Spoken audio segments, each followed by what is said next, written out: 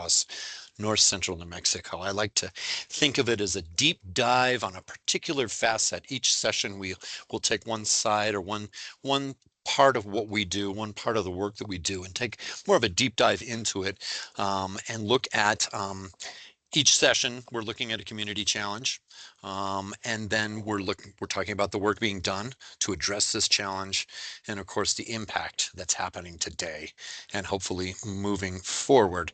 And so this is the third time we've done this for Mission in Motion, and this will hopefully become an ongoing series.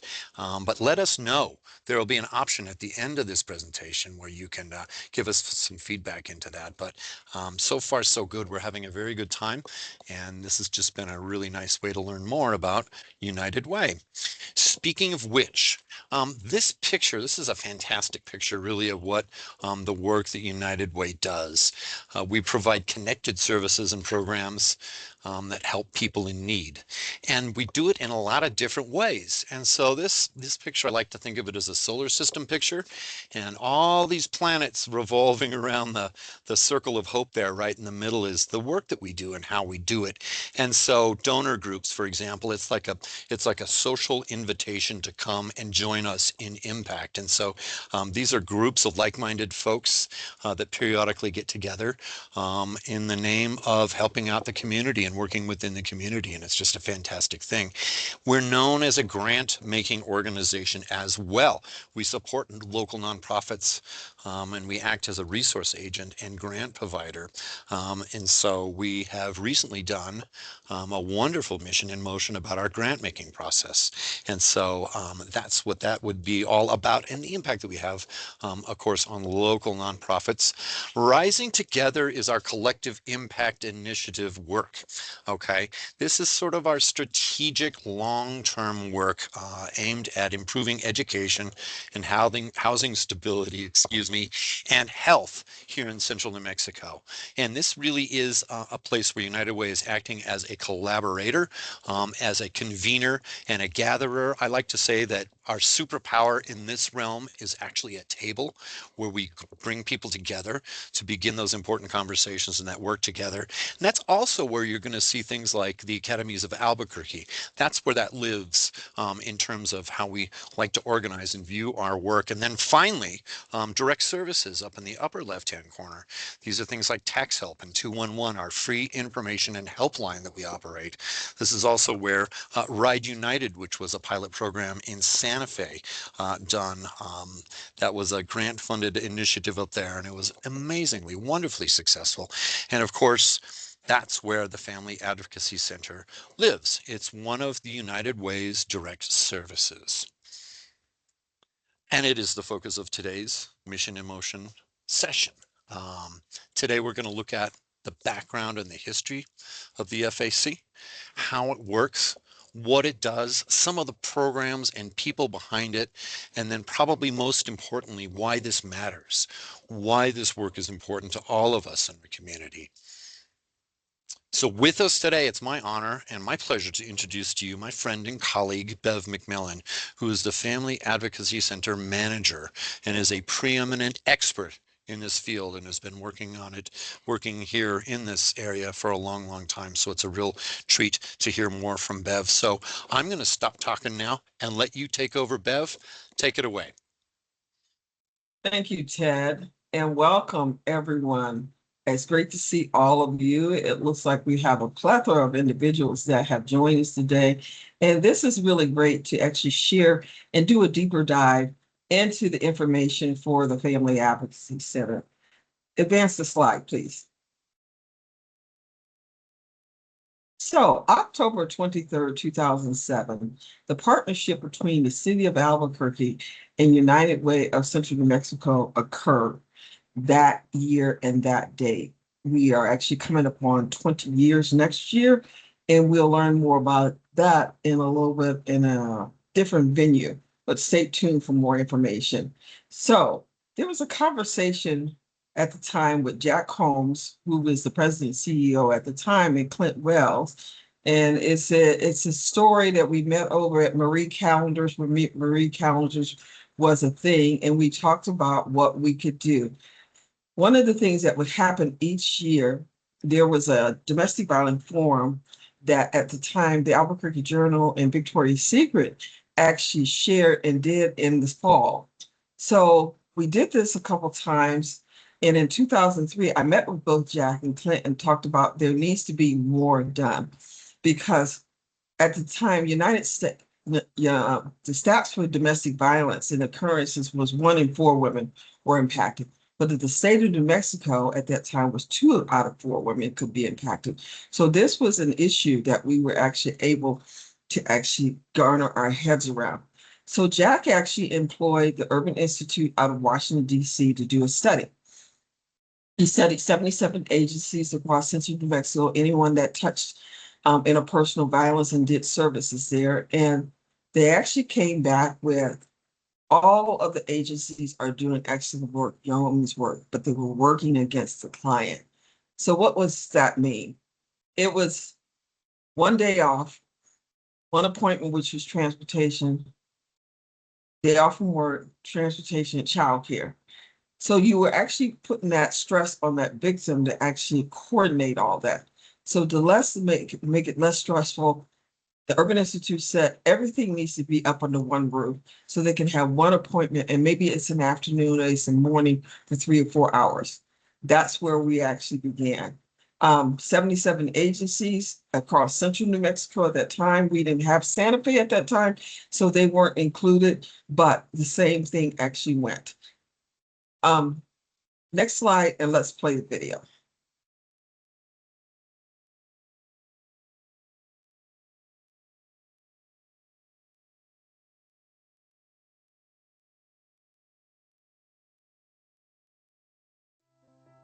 Hello. Thanks for visiting the webpage of the Albuquerque Family Advocacy Center, or what we call as the FAC. My name is Bev McMillan. I'm the Fundraising Marketing Coordinator here at the FACT. The Family Advocacy Center offers wraparound services for victims and survivors who are suffering any type of interpersonal violence, all up under one roof. We want you to know the FACT is a safe zone. The services we offer are both free and confidential. We have varied list of agencies to assist, and they work together as a team to ensure that you are serviced adequately. Here's a list of our on-site providers. The assistance that can be obtained from these services are quite comprehensive, whether it's developing a safety plan for you and your family, medical exams, counseling services with social workers, along with referrals to agencies who partner with the Family Advocacy Center. There are also provisions for gaining access to food, clothing, or even finding temporary housing. Our legal services includes assisting with filing a police report, as well as protection report. The Albuquerque Police Department is a partner of the Family Advocacy Center, assisting in making sure that the center is a safe zone. Don't wait if you need these services. Please reach out if you have experienced domestic violence, child sexual abuse, sexual assault, or rape. The FAC is located downtown at 625 Silver Street Southwest, Suite 200. Now that's between 6th and 7th Street. You can reach us at 505-243-2333, Monday through Friday between the hours of 8 a.m. to 5 p.m. No appointment necessary. My name is Jennifer Joseph, and I'm a domestic violence survivor. When I left my abuser, I left with nothing. I was $25,000 in debt and had nothing to show for it. Right now, I'm managing a business.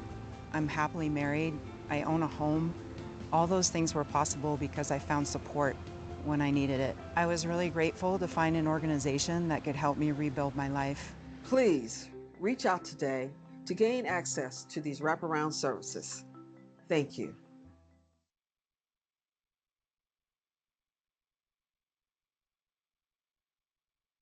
Thank you, Ted.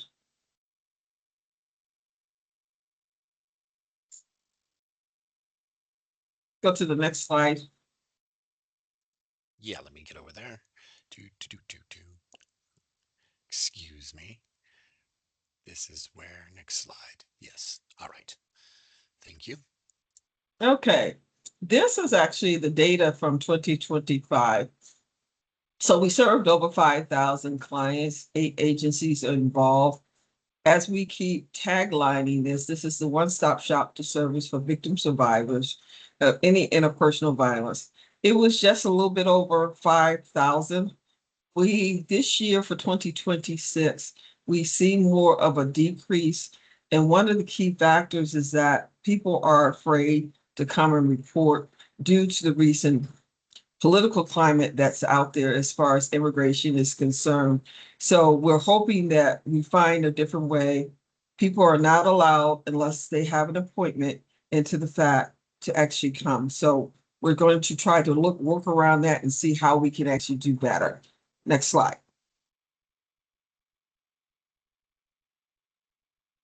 So one of the things that we talk about when victims actually arise is this power and control wheel. And so from a thumbs up perspective, if I could see how many of you have heard about the power and control wheel prior to me showing you this wheel. Yeah, thumbs are coming, thumbs are coming. Thank you so much.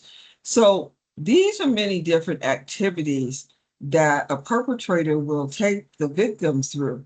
It's using those intimidation, emotional abuse sometimes is worse than physical abuse as well. Isolating the victim from their families, denying, blaming, and what's called gaslighting the victim as well. Using children and pets sometimes is one of the power and control piece. I'm going to do something to your children. I'm going to kill your dog.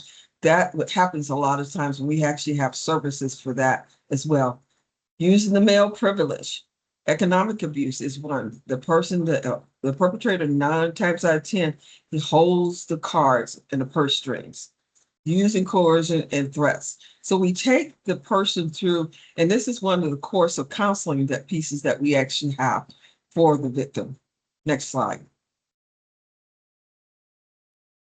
If the person has not picked up and says, I'm done, I'm over it, we actually talk about devising a safety plan for leaving an abusive relationship.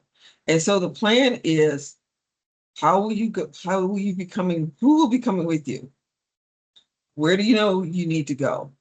When will you leave? What's the timing? How will you get there? Once you get there, do you have adequate support? You have your paperwork for your children and your family members. You have financial planning involved in this.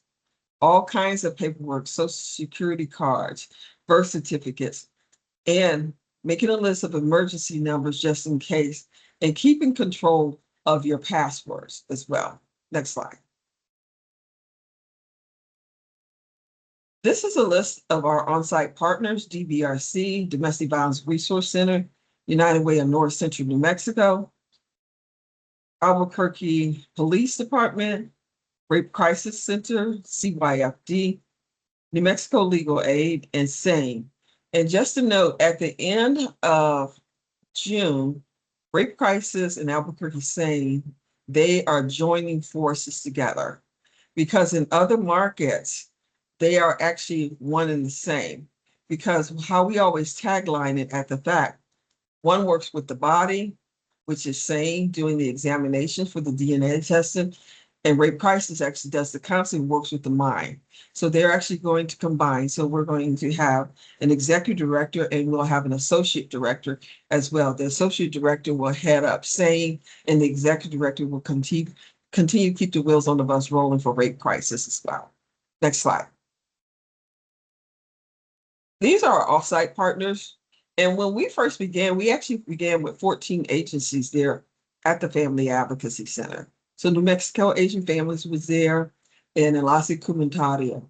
They actually outgrew the space because anybody that has taken the tour and seen the space can be limited. So they have different partnerships, but we still coincide with these two groups. They come down and they'll get their examinations. If they need extra counseling services, they're able to get there. And a lot of times they will come and access the food and the clothing closet, because we have a bigger space to actually get that done. The Second Judicial Court, we work with them hand in hand. And CBRC, Crime Victim Reparations Center, they actually do a lot of the work. So when we were talking about making for a plan, If you are a victim and you say, I have an aunt that lives in Florida and I would like to go live with them, CVRC will buy you plane tickets one way to get you there. Now, we're not going to buy you round trip because what we don't want to do is just in and out, in and out, in and out, but we will get you there. Next slide.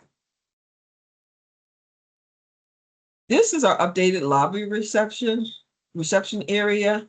We actually updated this in 2004, and this is where CVRC played a really instrumental key role. They actually donated $70,000 to the fact in order to actually revise this furnishings, get new equipment, and just put a different look on it because we needed an upgrade. So now the doors are closed, the doors are frosted. So when you first come, you're not looking at staring at anyone. In that top left-hand photo there, the Family Advocacy Center agencies are on the left-hand side of the building. It's all on the second floor.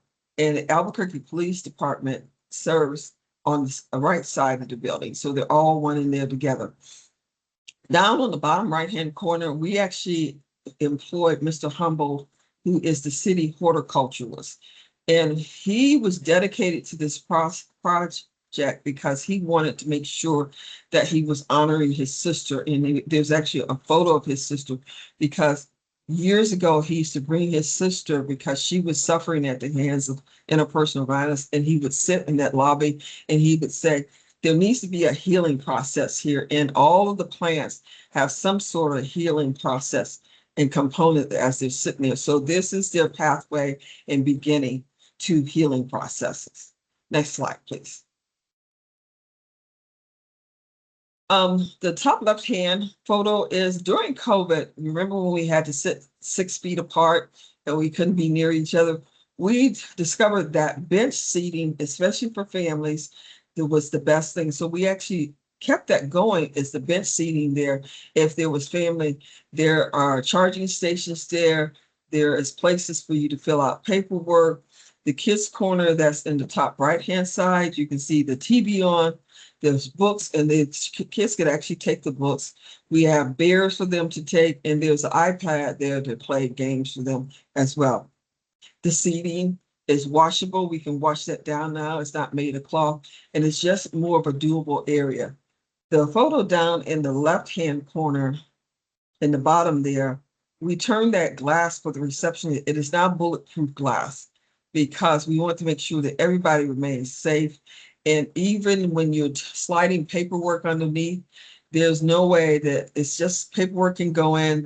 We can't put a gun up underneath and actually shoot someone as well. So we're taking in all those processes. What we would like to do, if you look at the doors at the top left-hand side there, we want to secure those doors and actually put a video camera out there and actually check in that way, name, face, so we know who's actually coming in if they have an appointment. And we do take walk-ins, but do just a little bit more path screening because a lot of times, and this is the world that we actually live in these days, we have to be able to, if in case we have an active shooter. And a lot of times it's not if it's going to happen, but when it's going to happen. So we're going to make sure that we take all the precaution. Plus, we're dealing with a heavy, sensitive subject where people are already emotional and angry. So we want to make sure that we're taking in all those precautions. Next slide, please. This is the clothing closet. So 2 years ago, 2004, Guys Give and Women United came in and we went to a larger space. So we repurposed the closet and both groups called it United We Care, the family closet. So they actually did that, and and from time to time, we would have different volunteer groups come in and repurpose the closet, reschedule it, making sure that if the box says a size medium bottoms, the size medium bottoms is in there. But the clients can have all the things that they need. So there's diapers, there's all kinds of things. And I usually solicit for roller bags because roller bags need to be, because it's a little bit easier to navigate when you're moving in and out with a roller bag. Next slide, please. This is one of our examination room, and you saw that on the video earlier. Everything is safe, secure, and sound. Next slide. Yeah. And we have a comfort dog. This is Graham. Graham, our service dog. He is incredible. And if you feed him peanut butter, he will do anything you would like. He's a comfort to the dogs. And actually, it's a calming feature for the clients and making sure that they're getting back to normal or whatever that looks like and just service them. So Graham is our hero. Next slide. So we've done quite a bit in the last October. We celebrated 18 years. This October will be coming up on 19 years. So we've had 18 years of impact. The gentleman that is in the hat on the top right-hand corner there, the right-hand photo, his name is Franklin Wilson. Franklin Wilson actually observed me doing a presentation, I want to say like 8 years ago. We used to have this coffee and chat down at the Albuquerque Community Foundation, and I did a presentation. He walked up to me and he said, I will give you $500 for you to buy peanut butter because peanut butter is the first thing that actually goes out of the food closet. So I'm always in need of backfilling that if you give me a tour. I gave him a tour. He gave me the check for $500, and that check continues. And now fast forward, it is up to $2,500 annually. 2 years ago, Franklin came to us and wanted to set up an endowment. And so as of today, we have close to $125,000 of endowment that he has raised, solicited other individuals. So the fact can be ongoing. So we'll be able to draw down on that endowment so we can buy peanut butter, so we can buy supplies. We need car seats a lot of times. Diapers and formula are a premium, and anybody that knows as a parent, diapers are not cheap and formula is not cheap. So we need to be able to supply that, especially for our clients that are coming through the fact. Next slide.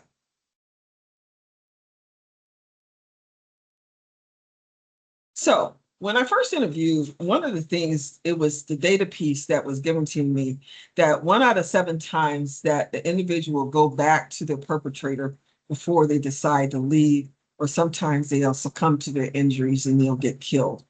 So we set up to say, why aren't we given a skill set? Because if you remember the power and control wheel, that component, that financial stability, that person or the client doesn't have financial stability. So if they have children, the perpetrator will probably say, I'm going to call CYFD, tell them that you're homeless, and then they're going to take your kids from them.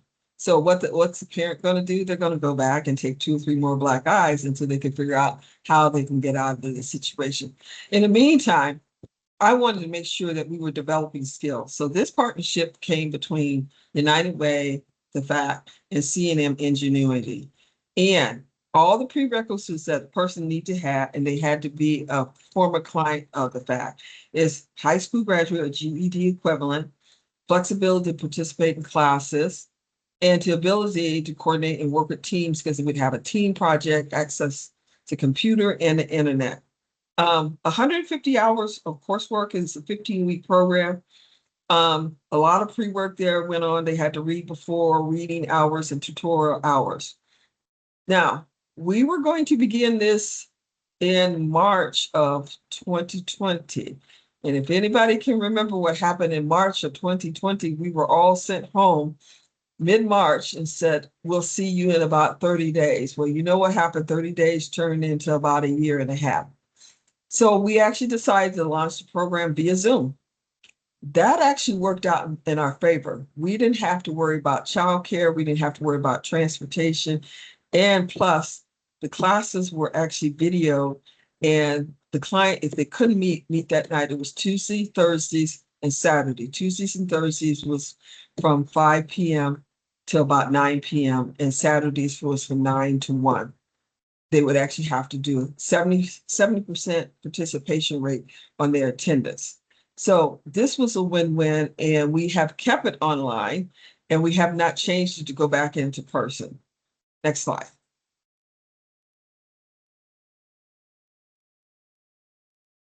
So that was the why, was the 1 out of 7 times. And what we needed to do was to build the skills. And that first year, I received grants from the Jennifer Reardon grant. Macy's had a grant for $5,000 and P&M grant. And what we were able to do, we actually purchased the computers for the client. They didn't have to buy their own computers. And I think that we actually had to figure out a way, because you remember internet and access to internet was a huge issue for some components. We figured that out through this grant as well. I believe the next slide, Ted, is the video.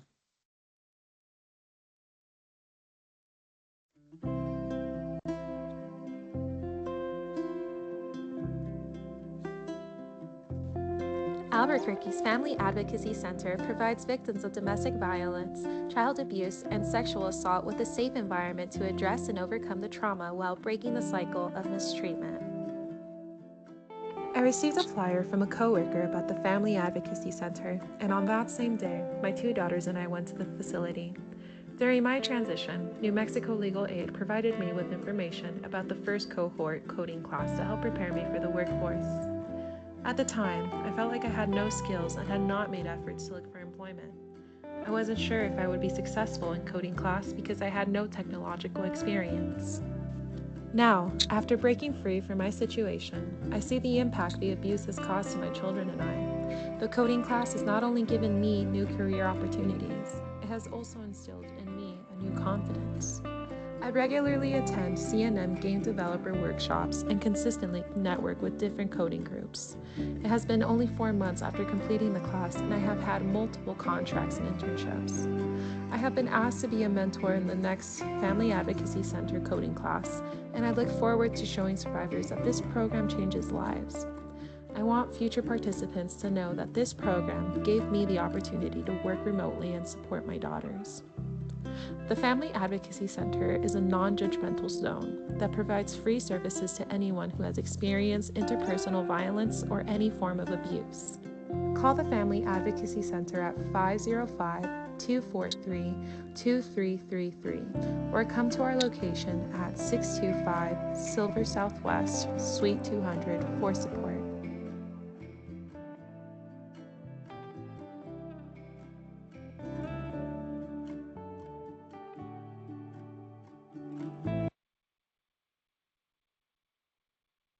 Thank you, Ted. Quite a bit of information. The individual that was featured here, she is now working out on Netflix campus. So she was able to take those skills. So what just happened here? She became self-sufficient. She takes care of her daughters, and I meet with her, try to meet with her once a year just to see how she's doing and how she's progressing. She actually shared with me that the school and the teachers notice a change in her daughters, that they're thriving as well. So the impact was generational here. So what it is, when you talk about breaking barriers, they now see that this is a generational impact, which is huge. And that is the main component. It's not only the financial structure, but showing and showcasing it's a different way of life. And she was able to adequately actually have an impact on her 2 girls. So I would pop in and out of the class for a couple sessions here. And this was at the 5-week mark. They were making phone apps. And I took this picture because I came in on Zoom. They had never done this before. So just imagine this work. They have no skill set and they were actually doing a phone app. One of the things that we set up at the end of the program is graduation date, where we invite employers to come and see their work so they're able to showcase their team project and their individual project. And then they meet with employers afterwards to actually get the work done. So as you can see that this is success and it has had generational impact as well. Next slide. This was at our 15-year mark, and this was the top 15 items that we had accomplished in the years of the fact. And so how many of you, by a show of thumbs up, remember the backlog kit of the sexual kits that were sitting out there for years that were not clear? We were able to get that on the APD side. We are up to speed now. And one of the things that I learned, the reason why we were behind, there's only 4 examiners in the state of New Mexico that can do this work. So what would happen is that when a high profile case would come forward, this would get pushed to the side. So every time something would happen that was different, new, you'd have to take those energies. So Amanda Christensen, Sergeant Amanda Christensen, who took a hold of this project, she had to outsource the kits. So she outsourced to different states, got everybody caught up. She was caught up within a year's time, and that was huge. And those are just some of the things that we were able to accomplish. We're actually going to repeat this same component, the top 20 things, when we celebrate our 20th anniversary next year. Next slide. It's question time. And Ted, I don't know if you have been watching questions in the chat. I have not been, but just let me know. I have not been either, but I will I do I have you this. guys, no Okay. worries. Thanks, So we do Ash. have a few questions. First and foremost, we have one from Veronica. Thank you for asking this question, Veronica. The question is, Bev, how do we donate to the family closet? And is an appointment required? You can donate to the family closet at all times, but before you do that, actually reach out to me and give me a call, because both Ashley, Claudia, they all have been down there, and it can kind of get overwhelming. We have to actually bring in volunteers to fold. And then sometimes I do specific asks. So in December, I did a baby ask. I did supplies, diapers, formula, and it was Sunward Credit Union. They came in and just gave me a host of baby goods. Or sometimes I may come to you and say, I'm completely out of women's large tops. I will do sometimes specific asks, because we can actually get those things quite a bit. And we have to then store, and then there has to be a storage place for those things too. So please give me a call. If you can type in my information in the chat, Ashley, for the email, we can actually get that to them. They can email me, or my telephone number. You My got contact it. Looks like information. Trish was already ahead of it. Thank you so much, Trish. It is in there. And next question comes from Connie. She said, this is an impactful initiative creating positive change in New Mexico and advocating for those most vulnerable. Thank you for doing this. She does have a question. Are beneficiaries / clients statewide, or do you serve only United Way North Central New Mexico counties? It's statewide. I will get individuals from, sometimes there's a individual from Santa Fe. It's all statewide. We take any and everyone. So it doesn't have to be Albuquerque residents. Thank you, Bev. Next, we have a question from Valerie. How many people a year use services at the Family Advocacy Center? So that was the first initial slide, that 5,000 or better. And it was ironic, during COVID, we went up to 8,000. That's that first year. And one of the things that we saw that was different, we had to do pre-screenings before we would come down and actually physically see somebody, because you guys remember it was all masked up, and so you had to actually do that. We actually served more clients because more was going on, because people were trapped inside with each other. If you guys can remember that, it seems like a long time ago, but it was 5,032 in 2025. Beautiful. Thank you for those numbers. Next up, we have a question from Callie. Beside joining a specific donor group, are there ever other volunteer opportunities? Volunteer opportunities, I have to be really careful about that, because here's the thing, we have to do more work as far as screening. I met with the commander a couple weeks ago. We were even talking about, even with tours, we probably should start doing background checks. So let's pause that and put that on hold, because you never know who is actually coming into that building, even when we're actually doing tours. So that's another stopgap that we're going to do, the safety and security. We're contemplating that, doing just a mini background check, and the police is able to do that as well. So we should be able to do that. Thank you. Are there any other questions from anyone in today's webinar? And I believe Magda has put in all of Bev's information. And in order to donate, you could definitely donate directly to our website. Magda, if you could drop our website in there. And we do accept all ways of giving, whether that be cash, credit. And thank you so much, BJ. Please join us next time on July 8th as we talk more about ALICE, which is asset limited income constrained, and we hope you join us next time. Thank you all and have a great day. Thank you. Thanks, Bev. Thank you, guys. Thank you, Magda, for putting the link in for the donations.